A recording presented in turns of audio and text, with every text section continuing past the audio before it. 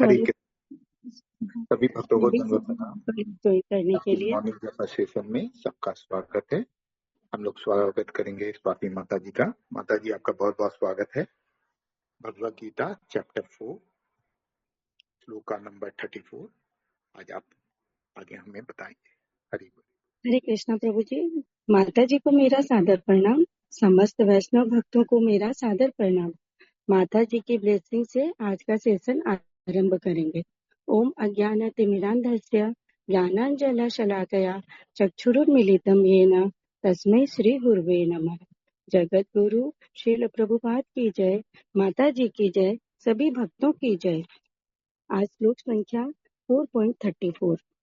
तद्विधि प्रणिपातेन परिप्रश्नेन सेवया उपदिच्छन्ति ते ज्ञानम ज्ञानिनः तत्वदर्शिनः। अनुवाद प्रभुपाद द्वारा। तुम गुरु के पास जाकर सत्य को जानने का प्रयास करो, उनसे विनीत होकर जिज्ञासा करो और उनकी सेवा करो।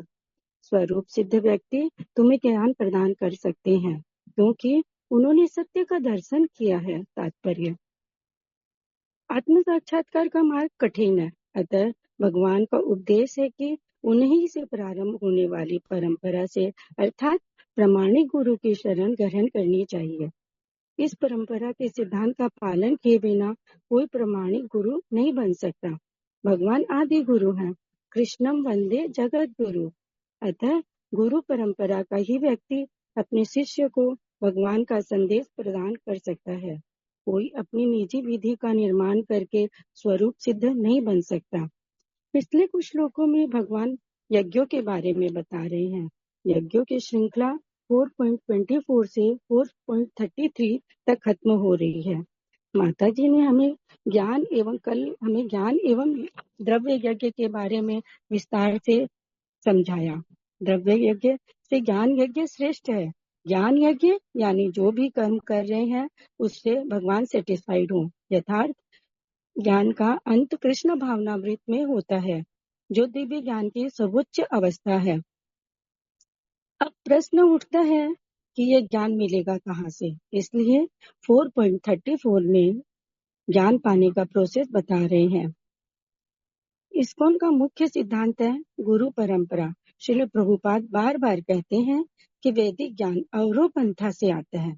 अपने मन से नहीं, कल्पना करके भगवान को नहीं जान सकते। ज्ञान ऊपर से नीचे आता है। कृष्ण से ब्रह्मा, ब्रह्मा से नारद, नारद से व्यासदेव। हम भी इसी ब्रह्म मध्व गौड़ीय संप्रदाय में हैं।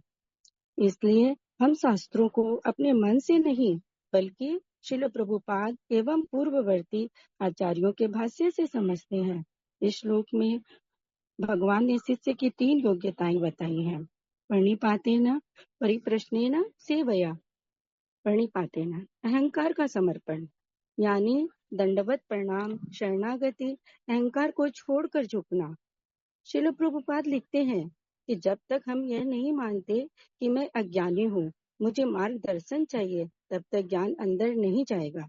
जैसा कि जब तक घड़ा उल्टा रहेगा तब तक पानी भरना संभव नहीं है। अहंकार ज्ञान का सबसे बड़ा शत्रु है। अर्थात गुरु के सामने अहंकार रहित होकर शिष्य भाव से जाना है। जैसे अर्जुन ने गीता 2.7 में कहा, शिष्यस्ते हम साधि माम त्वाम प्रपन्नम। मैं आपका शिष्य हूँ, शरणागत हूँ, मुझे शिक्षा दीजिए। सेकंड है परिप्रश्नेन तत्व जिज्ञासा। मैं सच में जानना चाहता हूँ, यानी सार्थक प्रश्न पूछना है। यहाँ प्रश्न के आगे परि लगा हुआ है। इसका मतलब गहराई से, शंका समाधान के लिए, विनीत भाव से पूछना, तर्क वितर्क के लिए नहीं, वरन समझने के लिए। अर्जुन ने भी प्रश्न किए, पर शिष्य बनकर। श्री प्रभुपाद भी कहते हैं, पहले सुनो फिर सवाल करो। प्रश्न का उद्देश्य संशय दूर करना है। सेवा, गुरु की सेवा प्रसन्नता के लिए करना, गुरु की प्रसन्नता के लिए कार्य करना। प्रभुपाद के गुरु ने कहा था कि अंग्रेजी में लिखो एवं पश्चिम में प्रचार करो। उन्होंने 70 वर्ष की उम्र में वो आज्ञा मानी। गुरु की सेवा का अर्थ है गुरु के आदेशों का पालन करना और कृष्ण भावनामृत में सहायता करना। सेवा से हृदय शुद्ध होता है। अहंकार रहित दास की भांति गुरु की सेवा करनी चाहिए। स्वरूप सिद्ध गुरु की प्रसन्नता ही आध्यात्मिक जीवन की प्रगति का रहस्य है। उनकी कृपा से ही ज्ञान मिलता है, चित्त शुद्ध होता है। अब प्रश्न उठता है कि ज्ञान किससे लेना है? ज्ञान तत्वदर्शी यानी स्वरूप सिद्ध से लेना है, जिन्होंने सत्य को खुद देखा है। इस संदर्भ में प्रभुपाद जी का सबसे फेमस उदाहरण डाकिया का काम सिर्फ चिट्ठी पहुंचाना है। वो चिट्ठी में अपनी तरफ से कुछ नहीं जोड़ता, वो सिर्फ मालिक का संदेश देता है। संबंध असली गुरु डाकिया है। वो अपनी मनगढ़ंत बात नहीं कहते। जो कृष्ण ने गीता में कहा, जो व्यासदेव ने भागवत में लिखा, वही जो का त्यों देता है। बदलेंगे नहीं, मिलावट नहीं करेंगे। एक और उदाहरण प्रभुपाद जी द्वारा सदैव दिया जाता है। बीमार हो तो वैद्य के पास जाओ, वैद्य दवा दें तो सवाल नहीं करना चाहिए कि ये कड़वी क्यों है। अगर आर्गुमेंट करेंगे, दवा नहीं लेंगे तो रोग बढ़ेगा। वैसे ही हम भव रोगी हैं, गुरु वैद्य हैं।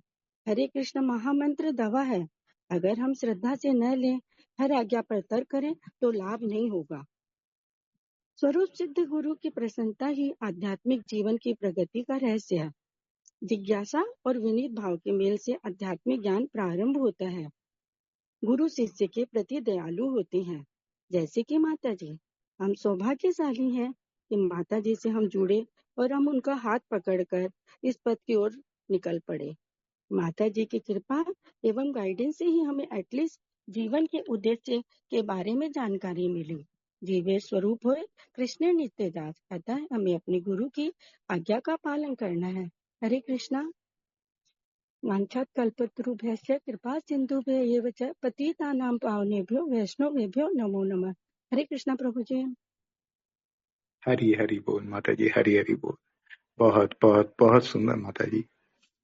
और आज का श्लोका भी बहुत इम्पोर्टेंट था और बहुत अच्छे से आपने बताया कि शिष्य शिष्य कैसे बनते हैं और गुरु उसको कैसे करते हैं। पहला, बड़े दीन होके गुरु के पास जाना चाहिए, उनकी सेवा करनी चाहिए और उनसे प्रश्न पूछने चाहिए ताकि उनका उद्धार हो सके। बहुत बहुत अच्छे से आपने एग्जाम्पल के साथ में बताया माता जी। Thank you.